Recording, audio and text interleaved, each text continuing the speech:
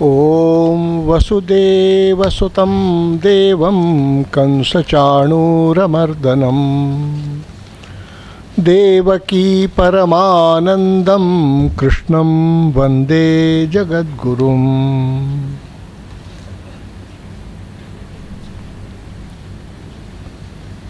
Awareness in action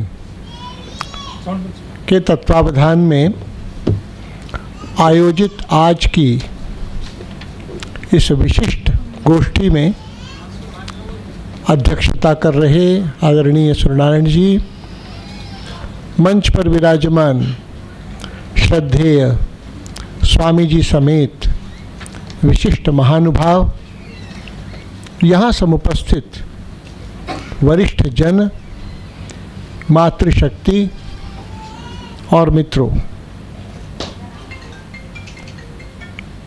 आज यहाँ कार्यक्रम में आते समय मुझे याद आ रही थी श्री राम साठे जी की, जिनसे मैं संघ कार्यालय में मिला करता था। उन्होंने मुझे हिस्टोग्राफ दिखाया था जिसमें डिफरेंट सिविलाइजेशंस, उनको उन्होंने वाई एक्सिस पर और एक्स एक्सिस पर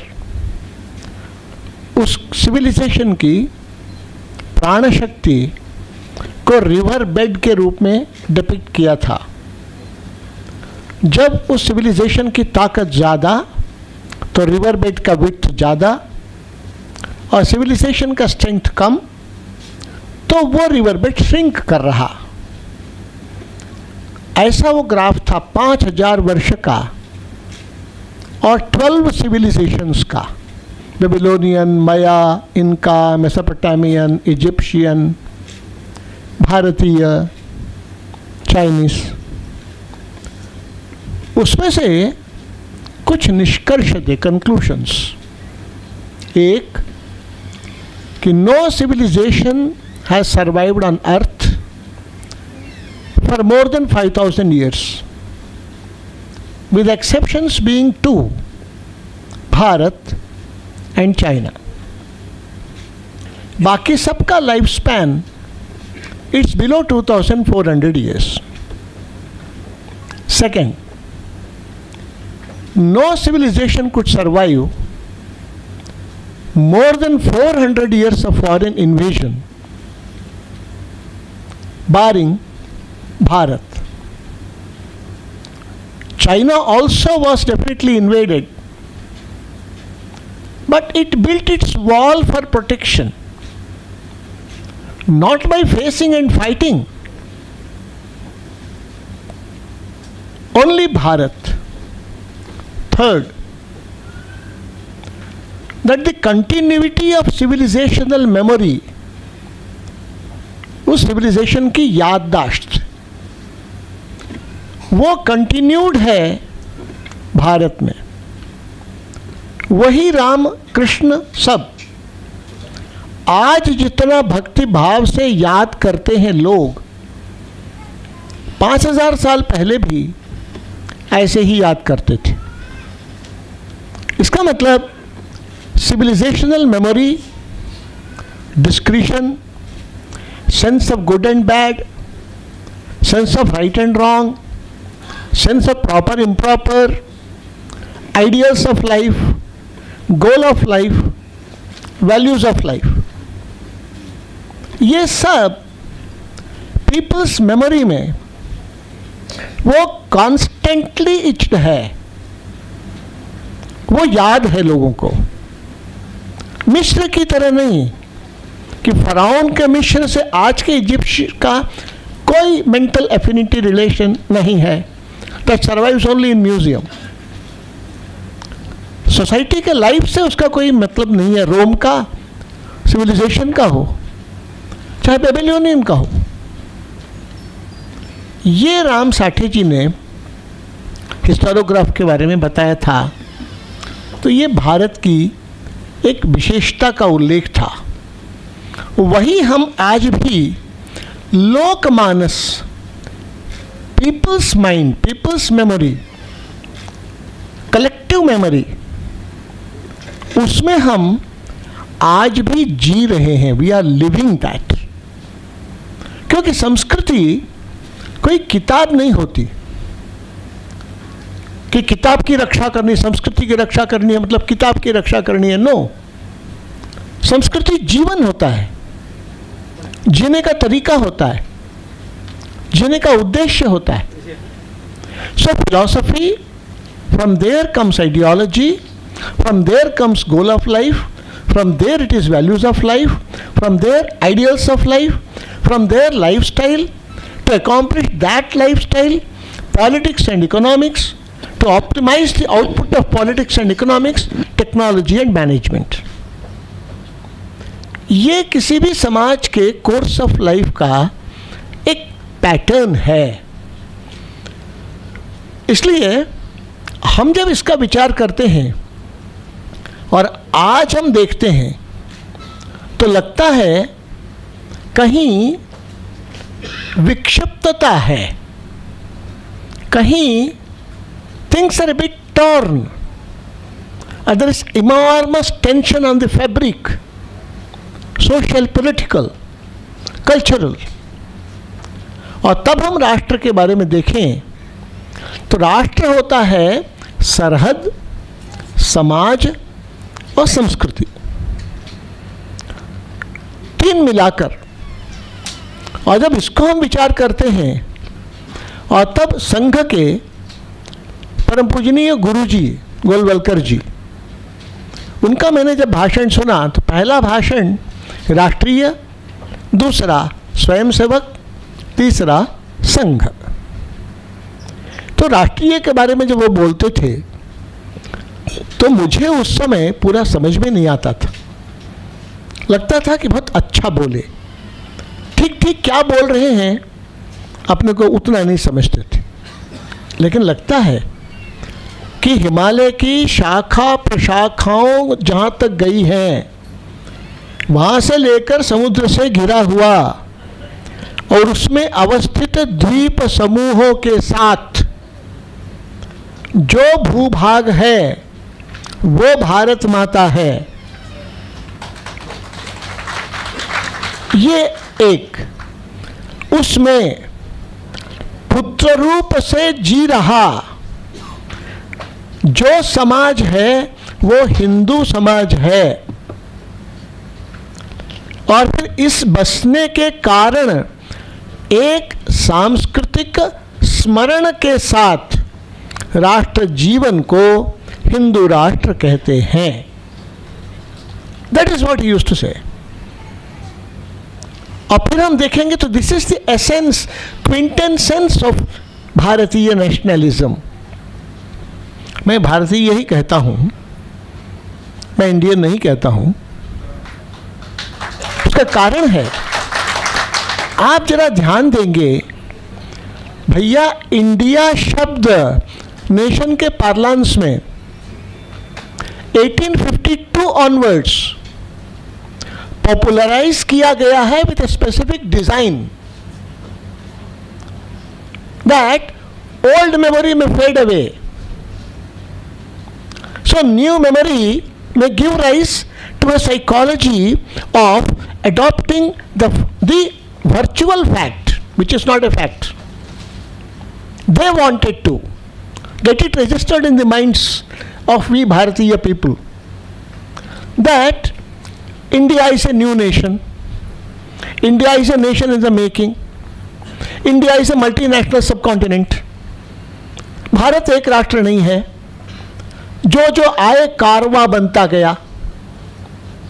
ये तो अंग्रेजों ने अपने आने के, रहने के, डोमिनेट करने के सेल्फ जस्टिफिकेशन के लिए ये सारी बातें गढ़ी हैं, which is not a fact.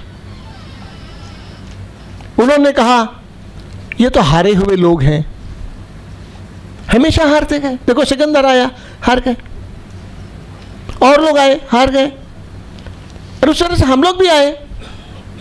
जो बाकी लोग रह सकते हैं हम क्यों नहीं रह सकते?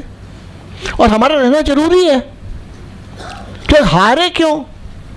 क्योंकि पिछड़े थे, मूर्ख थे, कमजोर थे, जाहिल थे, गंवार थे।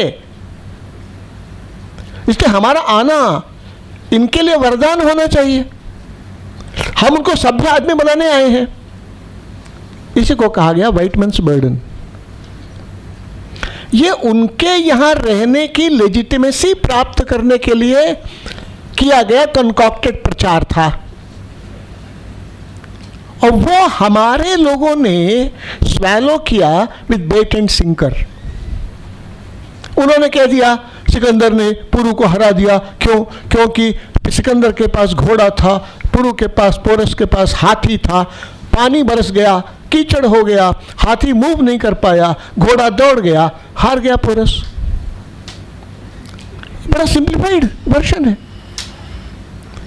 उसी तरह से उन्होंने कह दिया, अरे कहाँ महमूद गजनवी आया, कौन सा मंदिर तोड़ा? गलत है ये सब तो ऐसे ही बता दिया गया। सोमनाथ का मंदिर टूटा उठा कुछ नहीं, कोई और बगल का मंदिर तोड़ा था। अरे भाई, यदि ये सत्य था तो उस समय के ग्रीक हिस्टोरियंस भी तो वही लिखते। उस समय महमूद गजनवी और उसी समय में आया हुआ अल बरूनी हिस्टोरियन भी तो वही लिखता। रोमिला था पर अंग्रेज का लिखा हुआ पढ़कर बोलती है कि सोमनाथ मंदिर का नहीं टूटा। अल बरूनी बोलता है टूटा और 4 जगह सोमनाथ के लिंग के टुकड़े फेंके गए। ये अल बरूनी बोलता है। इतना बड़ा फैक्ट को निगेट करके कंकॉक्टेड वर्जन को एक्सेप्ट करना, ये बौद्धिक दिवालियापन और बेईमानी का प्रमाण है, डिसऑनेस्टी। उसी तरह से सिकंदर के समय में, अरे ग्रीक हिस्टोरियंस क्या कह रहे हैं? वो तो कह रहे हैं कि हाथियों के कारण परेशान हो गए और आगे बढ़ने से रिवोल्ट कर दिया सैनिकों ने, क्योंकि उनको खबर लगी कि बिहार, मगध आदि की तरफ से हाथियों का पहाड़ ही पहाड़ अभी आ रहा है। अब इतना तो फेस नहीं कर पाए, आगे क्या बढ़े, डर भी गए। तो स्प्लिट, 2 ग्रुप्स में स्प्लिट हुए, और एक ग्रुप में जिसमें सिकंदर था, उसमें एक स्त्री योद्धा ने बाण मारा, जहर बुझे तीर से सिकंदर अपने घर तक नहीं पहुंच पाया। अलेक्जेंड्रिया में उसकी कब्र बनी। हुआ तो यह था। कहां तक जीते थे? कौन जीते थे? इस्लाम के समय में 425 वर्ष हैं। 1180 से गिन लीजिएगा, 1707 तक औरंगजेब मरा है, मोहम्मद गोरी आया है। केवल 26 वर्ष ऐसा है टेन्योर जहां डिफरेंट शेड्स, डिफरेंट वैरायटीज के इस्लामिक किंगडम्स के अंतर्गत नियरली 50% ऑफ इंडियन पीपल रहे हैं। वो भी हमेशा लड़ते रहे हैं। तो सत्य तो ये है कि हम हारे नहीं हैं। सत्य तो ये है कि नत्वे आर्यस्य दास भावः, आर्य कभी दास नहीं होते। हम दास नहीं हुए। अंग्रेज भी बड़ा नेपाल जीतने गए थे और लगा कि it is so costly affair, और यहां से कुछ मिलेगा भी नहीं, पहाड़ ही पहाड़ है। लौटे कैसे? तो इज्जत बचाकर सुलह संधि करके लौटे हैं सब। इसलिए हम जब गुरुजी की बात सुनते थे, उसी में से कहते थे कि ये तो देखो, मातृभूमि है, पितृभूमि है, पुण्य भूमि है, कर्म भूमि है। बाकी जगह तो किसी ने भगवान की आवाज़ सुनी, किसी ने भगवान की रोशनी देखी। यही भारत भूमि ऐसी है जिसमें देवताओं को भी मोक्ष पाने के लिए इसी धरती पर जन्म लेना पड़ेगा। और गुरुजी कहते थे कि अभी के युग में भी थोड़े ही समय पहले साक्षात्कार किया हुआ और साक्षात्कार करने की क्षमता बताता हुआ स्वामी रामकृष्ण परमहंस का जीवन अभी अभी गया है, जिसने अपनी पीठ पर जो गाय चर रही थी चारे में, तो चारे के साथ एकात्म भाव करने के कारण आ चिल्लाने लगे रामकृष्ण। क्यों? क्योंकि पीठ पर निशान आया था गाय के हूफ का, खुर का। तो गुरुजी ने कहा कि देखो ये पुण्य भूमि है, दुनिया में ऐसी कहीं ज़मीन नहीं है। और वही आगे भी चलकर देखते हैं तो समझ में आता है कि यहाँ पर आदि पराशक्ति, साक्षात अन्नपूर्णा कहते थे वो, जगत जननी कहते थे वो। हमको उस समय लगता था कि ये शब्द विन्यास है क्या, एक एक शब्द सत्य है। और उसमें हमको तब समझ में आया कि वास्तव में यहाँ आदि पराशक्ति अन्नपूर्णा का वरदान है, यहाँ सूर्य भगवान की कृपा है, यहाँ का भूगोल इसी प्रकार बनाया गया है। यहाँ पर ही जो गंगा जी रहेंगी, गंगा ज्ञान की नदी है, यमुना प्रेम की नदी है, नर्मदा वैराग्य की नदी है। ऐसे ही महाभारत की लड़ाई हस्तिनापुर पर हमला कर देते तो भी हो जाता। कृष्ण ने योजना की कुरुक्षेत्र की, क्योंकि कुरुक्षेत्र वो यमुना के पास है, यमुना यम की बहन है, युद्ध होना है, शुद्धिकरण होना है, इसलिए कुरुक्षेत्र में होगा, हस्तिनापुर को छोड़ेंगे क्योंकि गंगा जी है पास में। मित्रों, ये एक अनुपम चीज है, इसमें देवी भगवती का त्रिकोण है, घर की माता, गौ माता और धरती माता, तीनों एक दूसरे का पोषण करती है और तीनों एक ही चित शक्ति की अभिव्यक्ति है। इसलिए इस भूमि की एक अनुपम विशेषता है कि सूर्य की चौथी किरण आकर विश्व गुरुत्व का काम इसी को करना है। इसीलिए कुछ बात है कि हस्ती मिटती नहीं हमारी, ये उद्देश्य है। इस रूप में अगर हम चीज़ों को देखें तो हमको कैसा कुछ फुसला कर, गलत बताकर हमारी आइडेंटिटी लॉस की कोशिश की, तो वही हुआ जो होना चाहिए। श्रीमद् भगवद गीता में कहा है, संगात संजायते कामः, कामात् क्रोधो भी जायते, क्रोधात् भवति सम्मोहः, सम्मोहात् स्मृति विभ्रमः, स्मृति भ्रंशात् बुद्धिनाशो, बुद्धिनाशात् प्रणश्यति।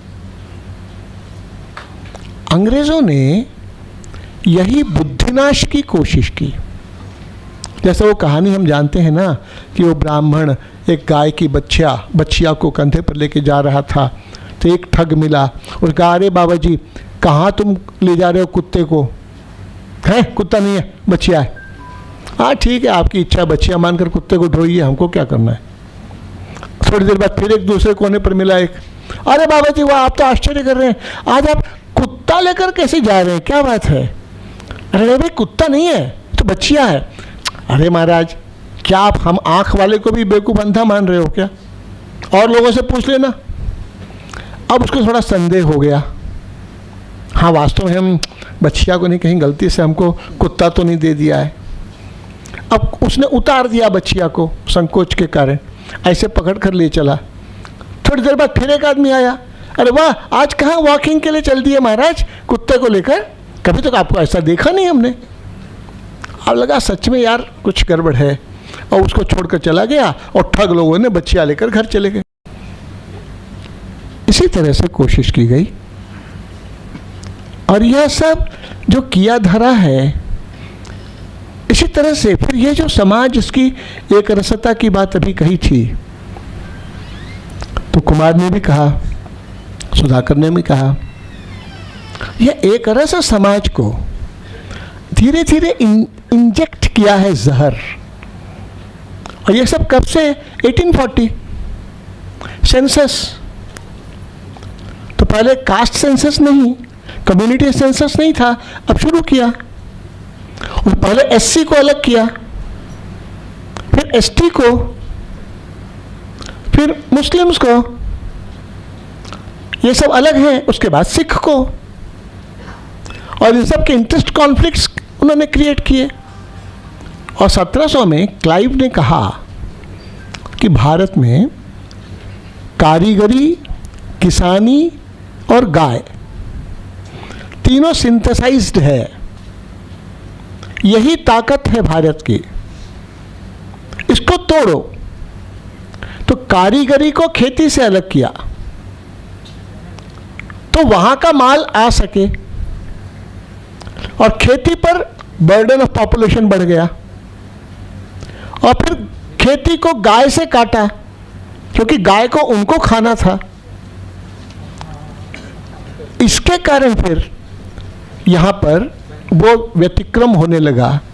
तो 200 साल पहले जो भारत सबसे धनी देश था, उसकी अब आर्थिक अवनति और विदेशी हस्तक्षेप और विदेशी सारा आयात निर्यात, तब 1850 ऑनवर्ड्स रेलवे लाइन बिछाई। हमको समझाया आपकी प्रगति के लिए है। अरे यहाँ का नेचुरल रिसोर्सेस और मिनरल ओर्स को रेलवे लाइन खदान से लेकर बंदरगाह तक ले जाने के लिए उन्होंने लाइन बिछाया, हमारे लिए नहीं, हमें लूटने के लिए, जैसे दुनिया में बाकी जगह लूटा था। यहाँ उनको भारतीयों को एक्सटर्मिनेट करने में दिक्कत थी। ए, सुपीरियर सिविलाइजेशन, बी, उनके नियंत्रण में यहाँ की पॉपुलेशन नहीं आ सकती थी, यहाँ के सोशल स्ट्रक्चर्स एंड सिस्टम्स। इसलिए उन्होंने तय किया कि यहीं पर भारतीयों में से ही जो एलिट सेक्शंस हैं उनको माइंड वॉश करना और उनके माध्यम से अपना हित साधना। ये सारा पैटर्न है जो आप पढ़ेंगे। तो मेरा एक निवेदन था कि इस विषय में एक किताब बनवारी जी ने लिखी, भारतीय इतिहास दृष्टि, और दूसरी किताब देवेंद्र स्वरूप जी ने भारतीय संविधान की औपनिवेशिक पृष्ठभूमि। उसी कॉलोनियल माइंडसेट को लेजिटिमाइज करना, एक्सटेंड करना, एक्सपैंड करना और भारत में एस्टैब्लिश करना और अब चलाते चलना। तो इन सब को, कॉलोनियल डिजाइन्स को इंटरनलाइज करने की बात होती आई है। ये मुझे एक बात आपसे कहनी थी कि हम क्या थे और क्या अंत में हुए हैं। इसी को कहते हैं आत्मविस्मृति।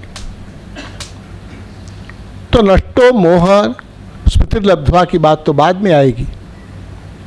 अभी तो यही हुआ कि संगात संजायते कामः, कामात् क्रोधो भी जायते, क्रोधात् भवति सम्मोहः, असम्मोहात् स्मृति विभ्रमः, स्मृति भ्रंशात् बुद्धिनाशो, बुद्धिनाशात् प्रणश्यति। वो जो स्मृति भ्रंश है ना, इसको ही गौर से देखने समझने की जरूरत है। यह बुद्धि भ्रंश ही एक तरह से विक्षिप्तता बनता है। इसको हमारे हिंदी में कई बार बोलते हैं स्क्रू ढीला है, यहां भी कुछ बोलते होंगे, पिच्ची वालों कहते होंगे, कुछ और कहते होंगे। तो कितने एक्सटेंट तक है वो तो अलग बात है, क्योंकि लुनेसी की स्थिति होती है तो वायलेंट होता है कुछ और मेलंकली होता है कुछ। उसके पहले कहा जाता है डिसऑर्डर्स। वो डिसऑर्डर्स में हमारा कौन पराया कौन पता नहीं चलता। डिसऑर्डर्स में कौन क्या व्यवहार करता है पता नहीं चलता। हम खाना खा रहे हैं या क्या खा रहे हैं पता नहीं चलता। वैसा ही हम प्रलाप सुनते हैं, भैया अफजल शहीद है कि हनुमंतप्पा शहीद है, इसमें भी कंफ्यूजन होने लगता है। ऐसे ही कहता है कि अरे पुलिस को हटा दो, हम दिखा देंगे कि 20% पॉपुलेशन क्या होती है। दिखा देंगे, होने तो कोई बात नहीं। ये प्रलाप है, ऐसे ही प्रलाप है। अरे कौन तुमको पूछता है यार, तुम्हारे गर्दन क्या सिर क्या, 1 किलोमीटर तक भी तुम्हारे इर्द गिर्द छुरी नहीं रखेंगे। तुम बोलो नहीं बोलो उससे क्या फर्क पड़ जाएगा। एक पागल नहीं बोलेगा तो क्या उससे क्या घट जाएगा। इन बातों में रखा पड़ा नहीं है। लेकिन ये क्या है, ये प्रलाप विक्षिप्तता का प्रमाण होता है। और ये सामाजिक विघटन के लिए चाहते न चाहते, जानते नहीं जानते फैक्टर बनने का खतरा रहता है। हमारी चिंता उसके कारण है, क्योंकि समाज एकजुट रहे। विक्षिप्तता ही है ना। देखिए, अगर हम अपने दादा को गाली देने शुरू कर दें, मतलब हमारा कुछ गड़बड़ है। ये भूल जाते हैं यार, हम दादा को गाली दे रहे हैं, हमारा पोता भी तो हमको गाली देगा। जो बोएंगे वही तो काटेंगे। अब ये विक्षिप्तता नहीं है तो क्या है जो में हुआ था? बामियान में जो मूर्तियां लगी थी वो सब तो बामियान के पास जो तोड़ने गए थे उन तालिबान लोगों के पूर्वज ही तो थे, लेकिन मालूम नहीं उनको पूर्वज हैं हमारे। स्मृति भ्रंश, स्मृति लोप। तो हम राष्ट्र के, भारत माता के सपूत होने के कारण भावनिक दृष्टि से, आस्था की दृष्टि से हम इसे मां मानने के कारण हम समाज की इस विघटन के खतरे के प्रति सशंकित हैं, भयभीत नहीं हैं। ऐसा भी क्यों होना? महाभारत होने की जरूरत क्यों पड़े? घबरा नहीं रहे, लेकिन अनपेक्षित है, अवांछित है, बिना उसके चल सकता है। इसलिए ये जो एक विषय हुआ, तो सरहद की सुरक्षा, समाज का संगठन और संस्कृति के अनुकूल जीवन, ये आज की हमारी आवश्यकता है, ऐसा हमें लगता है। हम ये नहीं कहते कि हमारे यहाँ समस्याएं नहीं हैं, समस्याएं तो हैं। जैसे भारत माता की बात आई, मुझे याद है आज से 25 साल पहले राजस्थान के पंचायत चुनाव में हमारे कुछ साथी गए थे और वहाँ गए गांव में प्रचार के लिए, जनसंघ वालों के पक्ष में। उस समय जनसंघ बीजेपी बना ही था। तब फिर उस गांव वाले ने कहा हम आपको वोट नहीं देंगे। कहा क्यों? क्योंकि आप वंदे मातरम पार्टी के हैं। अरे वंदे मातरम पार्टी से क्या होता है? हाँ होता है। कहा क्या? आप बोलते हैं शस्य श्यामला मातरम। हाँ तो क्या गलत है?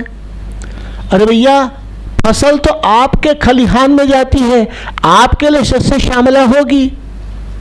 हम तो भूमिहीन मजदूर जमीन पर कमर तोड़ मेहनत करते हैं, बदले में हमको हिस्सा भी नहीं मिलता है, तो हम इसको शस्य श्यामला कैसे कहेंगे? आप कहते हैं त्वमि दुर्गा दश प्रहरण धारिणी, तो मंदिर की कल्पना आती है। हमको तो डर लगता है कि मंदिर में हम जाएंगे तो हमको जूते पड़ेंगे बाद में। इसलिए हमारे लिए मंदिर की कल्पना भय उत्पन्न करती है, आपके मन में मंदिर की कल्पना भक्ति उत्पन्न करती होगी। ये कहा। तो इसको कहते हैं नोशंस, परसेप्शंस। इसमें से एकात्म समाज होना, बनना, यह चुनौती है। अखंडता के साथ साथ सामाजिक एकात्मता, जिसके कारण शत्रु मित्र विवेक एक रहे। यह एक चुनौती हम आज देखते हैं।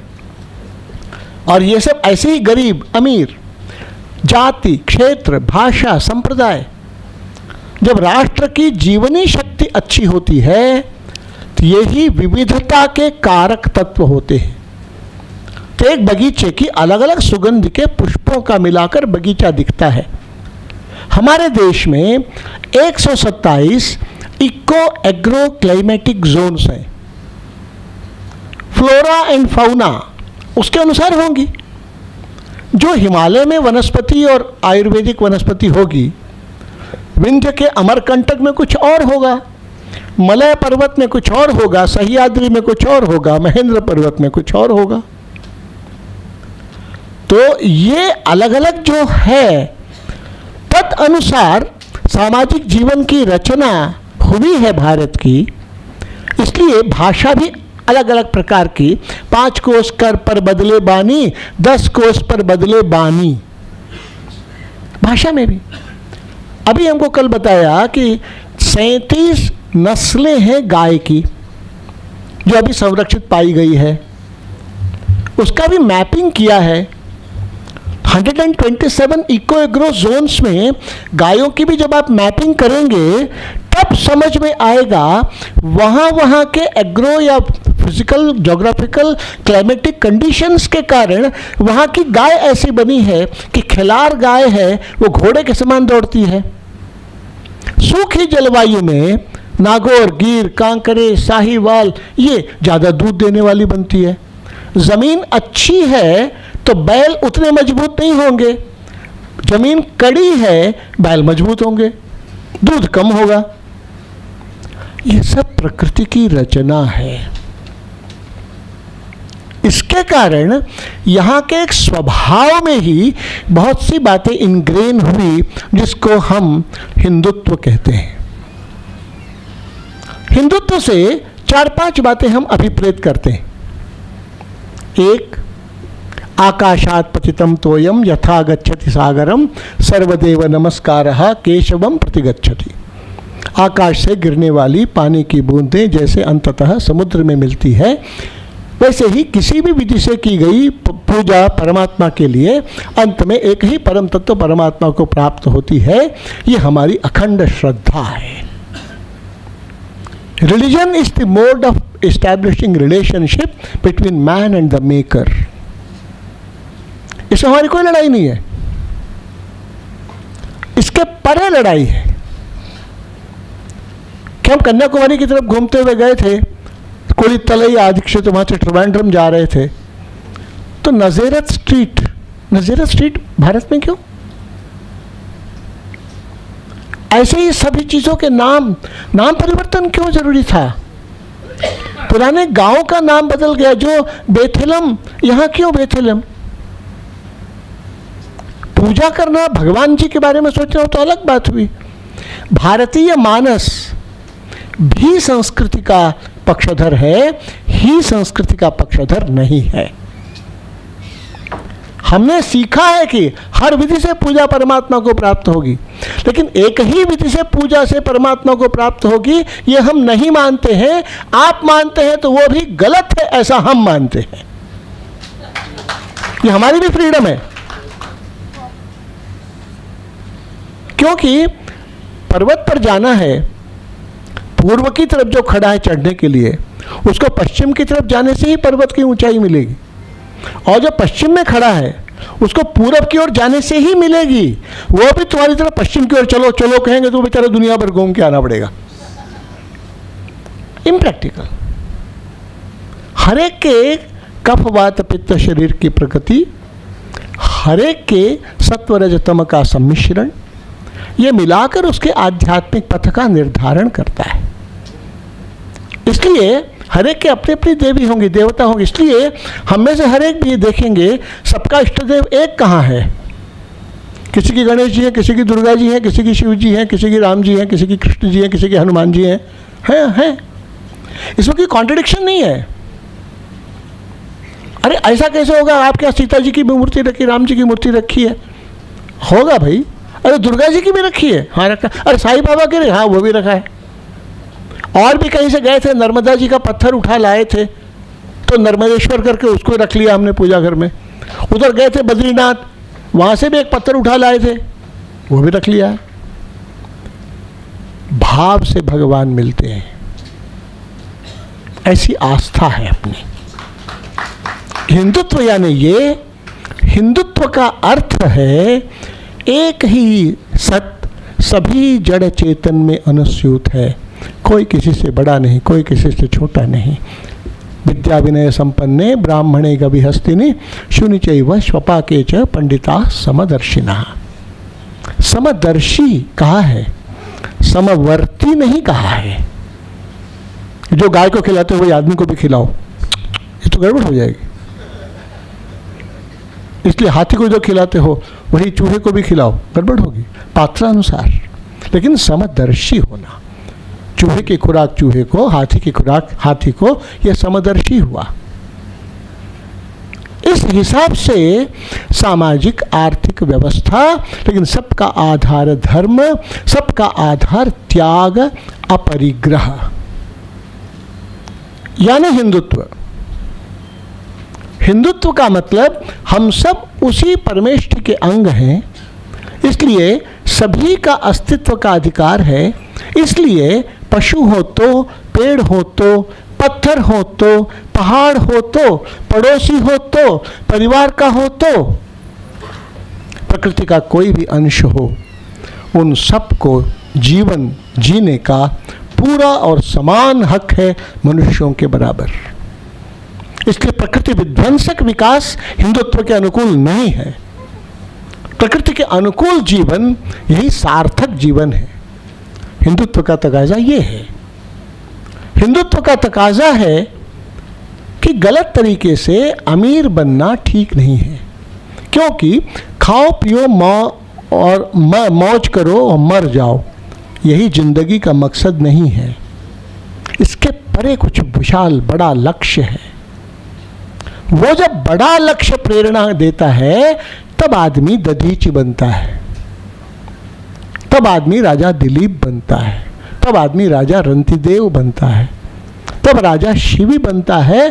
कबूतर की भी प्राण रक्षा के लिए अपने को वो कमिटेड मानता है और बाज को भी खाना खिलाना अपना फर्ज मानता है। तो सामाजिक आर्थिक राजनीतिक व्यवस्था में ये जीवन मूल्य, जीवन आदर्श, जीवन लक्ष्य यानी संस्कृति के अधिष्ठान पर समृद्धि की साधना भारत ने की है। ये हिंदुत्व है। इसमें कौन सी ऐसी चीज है जो किसी एक भगवान जी को अच्छी लगेगी, किसी एक भगवान जी को अच्छी नहीं लगेगी। लेकिन ही संस्कृति का कहना रहता है नहीं, मेरा ही भगवान भगवान, तुम्हारा भगवान शैतान, मेरी ही किताब किताब, तुम्हारी किताब कूड़ा, मेरे ही पैगंबर पैगंबर, तुम्हारे पास कुछ नहीं। आइदर माई वे और नो वे। नहीं, तुमको हमारे रास्ते चलना चाहिए क्योंकि हमारा रास्ता ठीक है, तुम्हारा फालतू है। और भैया तो तय करने वाले तुम कौन? नहीं, मैं ही हूं। इसलिए तुम चलो हमारे रास्ते, नहीं चलोगे तो हमको जबरदस्ती ले जाना हमारा फर्ज है, और नहीं चलोगे तो मार देना है, वो भी हमारा फर्ज है। ये है ही संस्कृति। इसलिए ही संस्कृति मानवता और प्रकृति के लिए ही अनिष्टकारी सिद्ध हुई और पूरी दुनिया दो विश्व युद्धों में से होकर गुजरी। आज पूरी दुनिया में एक अशांति देख रहे हैं। और वो जो नेशन स्टेट्स की बात आपने कही थी, वो नेशन स्टेट्स की बच्चा कल्पना, वो शैशव में ही उस तबियत खराब हो गया उस कल्पना का। इसलिए नेशन स्टेट्स कहाँ के कहाँ उड़ रहे हैं पता नहीं। आज सीरिया में कहाँ नेशन स्टेट बच गया पता नहीं, आईएस कहाँ तक पहुंचा, कल दूसरी जगह था, आज दूसरी। अरे भूगोल रीड्रॉ होने लगा भैया, क्योंकि प्रकृति के अनुरूप वो था नहीं। अब सारा यूरोपियन यूनियन एक है कि अलग है, कौन जाने किसका कौन सा अंग कब एक हो जाता है, कब बाहर हो जाता है। क्यों? क्योंकि वो सब बच्चा है भाई। 500 साल पहले क्या थे ये लोग? आपस में लड़ाई कुटाई मार किटाई करने वाले लोग थे। अरे इंग्लैंड कहाँ से हुआ भैया?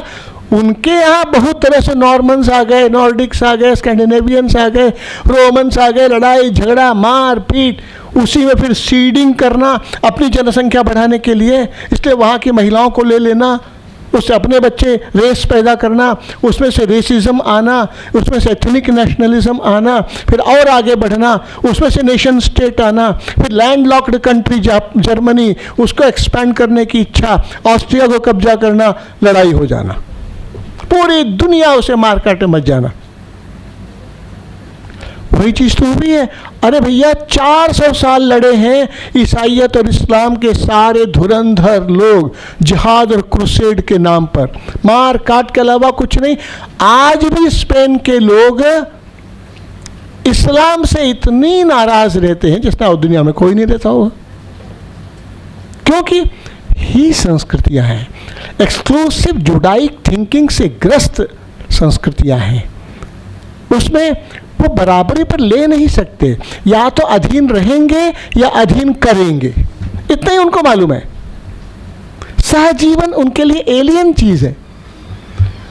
इसलिए मित्रों, जब हम इतना सोचते हैं और तब अपना एक काम जरूर बनता है कि ये जो अभावात्मक विकृति मैंने कही, जाति, क्षेत्र, भाषा, संप्रदाय की चेतना बढ़ जाना, राष्ट्र भाव थोड़ा ढीला पड़ना, ये अभावात्मक विकृति है। जैसे अंधेरा, अब अंधेरे अंधेरे दूर हटो, चाहे जो मजबूरी हो, अंधेरा थोड़ी दूर हटेगा। या तलवार से लेकर मारना, अंधेरा कहाँ दूर हटेगा?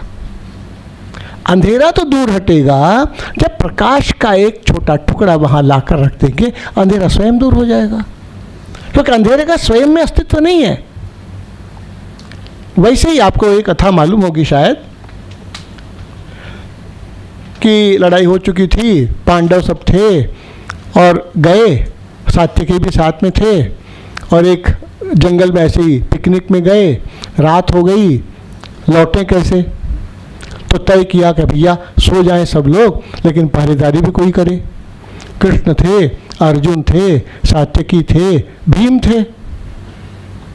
तो अरे भाई पहला राउंड चलो सात्यकी तुम रह लो। उसके बाद रात होगी तो देर रात में अरे भाई भीम तुम रह लेना, और सुनो बाकी और रात होगी और सब खत्म होता रहेगा रात, तो कृष्ण तुम रह लेना। हाँ ठीक है। तो जैसे ही बाकी लोग सो गए, थक तो गए ही थे, तो सात्यकी रहे, तो थोड़ी देर में उसी पेड़ के ऊपर से एक ब्रह्म राक्षस कूदा और कहा कि देखो तुम चले जाओ सात्यकी, क्यों? हम तीनों को खाएंगे, अब तुमको छोड़ देंगे, तुम भाग जाओ। अरे नहीं भाई ऐसा कैसे होगा? कहा ठीक है, नहीं भागोगे तो कुश्ती लड़ना पड़ेगा। तो कुश्ती लड़ा, कुश्ती लड़ते लड़ते थक सा गया, लेकिन तब तक संयोग ऐसा, भाग्य अच्छा सात्यकी का, उसका समय पूरा हो गया था। उसने एक लात लगा दिया भीम को, भीम उठ गया, ब्रह्म राक्षस गायब हो गया था। अब सात्यकी हाँफ रहा था बेचारा। कहा क्या हुआ? अरे कुछ नहीं, थक गए, बोर हो रहे थे ना, इसलिए थोड़ा कसरत कर रहे थे। सात्यकी सो गया। अब भीम आ गया। भीम जब आया तो फिर वो आ गया ब्रह्म राक्षस, और फिर वही कथा, वो भी थक गया। उसके बाद मुझसे लात मारी, कृष्ण जग गए। अब कृष्ण आए, फिर वो ब्रह्म राक्षस कूदा, कहा कि भाग जाओ। कहा नहीं हम तो नहीं भागेंगे। हाँ लड़ो तो पर। अरे यार लड़ लेंगे, पहले तुम अपना परिचय तो बताओ, तुम्हारा नाम क्या है, कहाँ से आए हो, क्या करते हो, कभी प्रचारक निकले थे क्या? कहा कि नहीं तो नहीं तो चलो ना थोड़ा घूमेंगे, टहलेंगे, बात करेंगे, लड़ाई करेंगे ना, कौन ऐसी जल्दी है? फिर साथ चलते गए, कंधे पर हाथ रखा तो वो जो बड़ा था वो बराबर का हो गया। फिर और टहलते गए, कंधे पर हाथ रखे रखे टहले, और छोटा और छोटा और छोटा हो गया। अंत में इतना छोटा हो गया एक अंगूठे का रह गया, तो अपने उत्तरीय का एक कोना में उसको रखा, बांधा कंधे पर। तब तक समय पूरा हो गया, सूर्योदय होने लगा, लोग उठ गए, और जैसे ही उठा तो भीम कहता है बाप रे बड़ा मजबूत था, पूरी शरीर दर्द हो रहा था। तो सात्यकी कहता है अरे तुमको भी मिला था क्या? तो दोनों ने पूछा कृष्ण से, क्या वो तुमको भी मिला था? कहा कौन? कहा ब्रह्म राक्षस। कहाँ मिला तो था। तो तुरंत घबरा कर देखने लगे दोनों, कहाँ है भाई वो, कहाँ है वो? है तो और डर गए, कहाँ है? तो उन्होंने उत्तरीय से खोला गांठ, हथेली पर रखा, कहा यही तो है ना? हाँ यही तो है। कैसे हो गया? तो कहा कि ये अभावात्मक विकृति है, इससे तुम जितना प्रहार करोगे, लड़ोगे, उतना ये बड़ा बनता जाएगा, और जितना इससे दूसरी तरह से टैकल करोगे प्रेम से, वो छोटा होता जाएगा, क्योंकि वो क्रोध पर ही पलने वाला विकार है, स्वयं में अस्तित्व नहीं है। प्रकाश के अभाव का नाम है अंधकार। अंधकार का स्वयं में अस्तित्व नहीं है कुछ।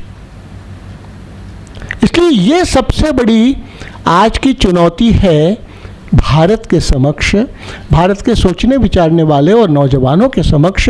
वे सामाजिक एकात्मता की साधना को कैसे पक्का पूरा करें, उसके लिए हमको सीखना पड़ेगा अपने ही आर्ष ग्रंथों में से। दुर्गा सप्तशती आपने जरूर पढ़ा होगा कभी, नहीं तो पढ़िएगा। रक्तबीज का प्रसंग है उसमें। रक्तबीज का, जिस दुर्गा और काली दोनों का उल्लेख है। दुर्गा जी लड़ती हैं। रक्तबीज की विशेषता है, रक्त का जहाँ भी एक बूंद भी गिरेगा नया रक्तबीज पैदा हो जाएगा। आज भी आप जाएंगे कभी उत्तराखंड में तो वहाँ पर एक काली मठ है, वहाँ एक काली नदी है। उस काली नदी के रिवर बेड में लाल लाल छींटे आज भी आप पाएंगे। वहाँ एक काली शिला है और वहाँ पर ही देवी अवतरित हुई थी। और घाटी है पहाड़ी से घिरी हुई, 64 योगिनियों ने मिलकर रक्तबीज को मारने का सारा पराक्रम वहीं किया था और घेर कर रखी थी कि बाहर न जा पाए रक्तबीज, लेकिन भरता गया था वो। तब दुर्गा ने काली का आवाहन किया था।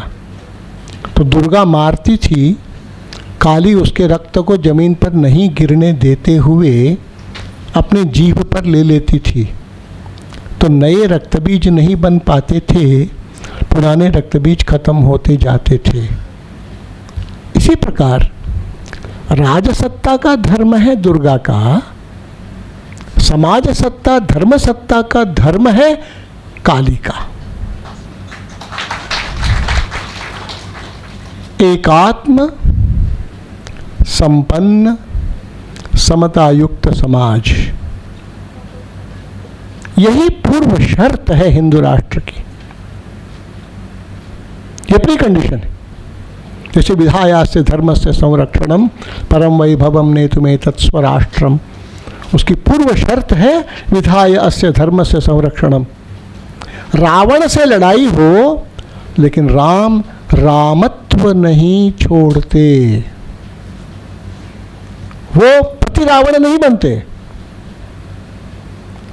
तो ये जो आज के संपूर्ण स्थितियों को हम जब देखते हैं तो हम आगे चलकर देखेंगे तो ये जो देशभक्ति है ये केवल भावना नहीं है, ये केवल नारा नहीं है, ये केवल अभियान नहीं है, ये केवल प्रचार नहीं है, यह केवल राजनीति नहीं है, यह केवल सत्ता प्राप्ति का उपकरण भर नहीं है, यह जीवन जीने का विज्ञान और कला है, ये एक जीवन व्यवहार है। इसलिए देशभक्ति हम अगर सोचते हैं और उस भारत माता के सपूत हम अपने को देखते मानते हैं, चाहते भी हैं कि हमको वैसी ही हमारी पहचान बने, वैसे ही पतत्वेशकायो नमस्ते नमस्ते की बात हम सोचते हैं, तुदीयाय कार्याय बद्धा कटियम कहकर हम आशीर्वाद मांगते हैं, तो व्यवहार का तकाजा 5-6। 1, जाति क्षेत्र भाषा संप्रदाय का भेदभाव न पालते हुए एक राष्ट्र एक जन एक संस्कृति की साधना करें, रोटी रिहाइश और रिश्तों में। 2, हम अगर मातृभूमि भारत भूमि इसके बारे में संवेदनशीलता के साथ सोचते हैं तो यहाँ का मांस दुनिया के दूसरे लोग क्यों खाएं? हम गोमांस निर्यात क्यों करें कि वो खाएं? चमड़ा हम क्यों भेजें कि वो यहाँ की चप्पल वहाँ पहने? छोटी बातें लेकिन महत्वपूर्ण बातें। जीवन जीने की अगर बात है तो चाहत से देसी, ज़रूरत से स्वदेशी, मजबूरी में विदेशी वस्तुओं का इस्तेमाल करें और मजबूरी घटती चले। इसके लिए धर्मसत्ता, समाज सत्ता, राजसत्ता, अर्थसत्ता चारों को भूमिका निभानी पड़ेगी। कई काम एक व्यक्ति नहीं कर सकता। जैसे अरे यार हम अभी लड़ाई लड़ रहे हैं PIL में, फेसबुक गूगल सबको पकड़कर भारत के कानून के प्रति नाक रगड़वाने की कोशिश हम कर रहे हैं। वो तो लेकिन सरकार को कानून बनाना पड़ेगा ना यार, हमको तो नहीं केवल चलेगा। लेदर एक्सपोर्ट बंद कराना पड़ेगा, मांस निर्यात बंद कराना पड़ेगा, तो सरकार को करना पड़ेगा ना। हम केवल जाकर बंदरगाह में खड़े हो जाएं 10 दिन, उससे तो काम चलेगा नहीं। वो भी करना है, वो भी करना पड़ेगा। अब चीन में स्वयं का उनका इंटरनेट है, चीन में उनका फेसबुक ट्विटर है अपना, उनका अपना गूगल सर्च है जो उन्होंने खड़ा किया है। मंदारिन भाषा में है, जापान में ये सब है, 3 जापानी स्क्रिप्ट्स में है वो सब बातें। हम भी तो सन 70 से इसमें लगे हैं, हम मजदूरी करते हैं उनकी, पश्चिमी देशों की, सिलिकॉन वैली अपने को कहते हैं। हमारी बुद्धि से हम सॉफ्टवेयर हार्डवेयर क्यों नहीं, सर्वर यहां क्यों नहीं, विंडो यहां क्यों नहीं, फॉन्ट्स हम अपने क्यों नहीं डेवलप कर सकते? ये हुआ चाहत से देसी, जरूरत से स्वदेशी, मजबूरी में विदेशी। तीसरा, अपने ठीक बगल के दुख दर्द में हिस्सा लेना। चौथा, गलत तरीके से अमीर बनने के लालच पर लगाम लगाना। पांचवा, जो भी हम काम करें उसमें परफेक्शन की कोशिश करना, दूसरे हमको टोके ना, उल्टा ये सोचें ये इसने किया है तो ये तो ठीक ही किया होगा।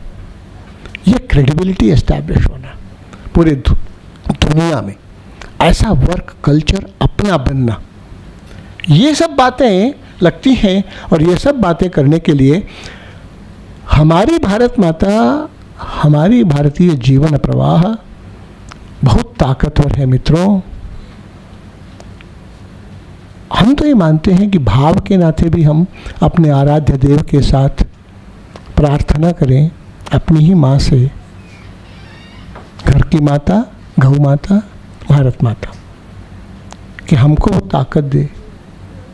मित्रों, ये जितनी चैलेंजेस, हलचलें सब दिखती है ना, जैसा मैंने शुरू में कहा था, बड़े टाइम स्केल में ये सब इररिलेवेंट हो जाती है। हम सस्टेन रहें, सस्टेन्ड करें भी काम को। ऐसी स्थिति है, बात मैं पूरी कर रहा हूँ। एक पेड़ था, खड़ा था, बहुत वर्षों से था, और वर्षा काल आया तो सितंबर में उस पेड़ की जड़ के पास एक लता उगी। अब लता जब उगी तो तेजी से बढ़ती है, तो तुरंत पेड़ के इर्द गिर्द ऐसा ऐसा करते हुए बढ़ गई। पेड़ खड़ा था, वैसे ही बढ़ते बढ़ते एक नवंबर होते होते 2 महीने में पेड़ से भी ऊंची हो गई, एक बित्ता ऊंचा चढ़ गई और फिर नीचे देखती है। फिर उसने पेड़ को कहा, ए पेड़, कैसे मूर्ख नालायक हो, चुपचाप खड़े हो, हम तो कितना जल्दी बढ़ गए, अरे तुम कुछ इंच तो बढ़ते हैं, वैसे ही खड़े रह गए, अरे बोलो क्यों नहीं बढ़ पाए? चुप रहा पेड़। फिर लता ने कहा, मुंह में जुबान नहीं दी है क्या भगवान ने, बोलते क्यों नहीं हो? तब पेड़ ने कहा, अब क्या बताएं तुमको, हम तो 250 साल से यहां खड़े हैं, तुम 126वीं बेल लता हो। इसके पहले 125 बार हम ऐसे ही सुन चुके हैं कि सितंबर में वो उगती है बेल, लपेट करके बड़ी ऊंची चढ़ती है और फरवरी तक वो हल्ला मचाती है। अप्रैल महीने में देखते हैं तो पता नहीं कहाँ चली जाती है। तो दुनिया के बाकी के जितने प्रपंच प्रवाह हैं, जीवन प्रवाह नहीं है वो। उन प्रपंच प्रवाहों के सामने माँ भी, विवेकानंद ने सीखा था उपनिषद से ही, कि जब बंदर बहुत दौड़ा रहे थे उनको दुर्गा कुंड के मंदिर के प्रांगण में, तो भागे वो, एक क्षण के बाद रुके, मुड़े और जोर से कहा तो बंदर भागे। वैसे ही हम अपनी सात्विक साधना, लेकिन सात्विक साधना के साथ साहस और शौर्य का परित्याग भारतीय समाज ने किया होगा। लेकिन भारतीय समाज के लोगों को जब जब मौका लगा, मित्रों, सबसे ज्यादा शौर्य का प्रदर्शन भारतीय सैनिकों ने किया। प्रथम विश्व युद्ध हो तो, द्वितीय विश्व युद्ध हो तो, लड़े भले ही अंग्रेजों के लिए, सबसे ज्यादा विक्टोरिया क्रॉस 42 में से 39 भारतीयों को, सैनिकों को मिला था। शौर्य में कमी नहीं है, बलिदान में कमी नहीं है। अब के जमाने में सात्विकता के साथ शौर्य की भी साधना आवश्यक है। भारत माता इस दिशा में हम सबको प्रेरणा, शक्ति और संबल दे और हम उसके सपूत के नाते जीवन जी सकें, जीवन का अंत कर सकें। यही प्रार्थना करता हुआ मैं अपनी बात पूरी करता हूँ।